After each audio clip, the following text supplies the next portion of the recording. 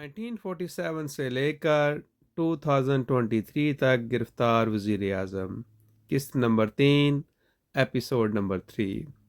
سامعین محترم، تیسری گرفتار وزیر اعظم محترمہ بینظیر بھٹو شہید تھیں، جو سابق وزیر اعظم ذوالفقار بھٹو کی بیٹی تھی۔ محترمہ بینظیر بھٹو شہید 2 مرتبہ پاکستان کی وزیر اعظم رہیں۔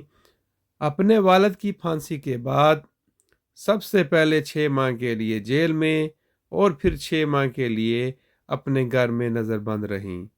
مارچ 1981 میں ضیاء حکومت نے انہیں ایک بار پھر گرفتار کیا اور سکھر جیل میں رکھا۔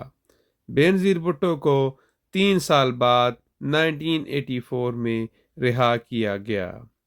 سامعین محترم، بحیثیت پاکستانی جذبہ حب الوطنی کے تحت میری تمام تحریروں کا مقصد عوامی شعور بیدار کرنا ہوتا ہے، نہ کہ کسی کی دل آزاری۔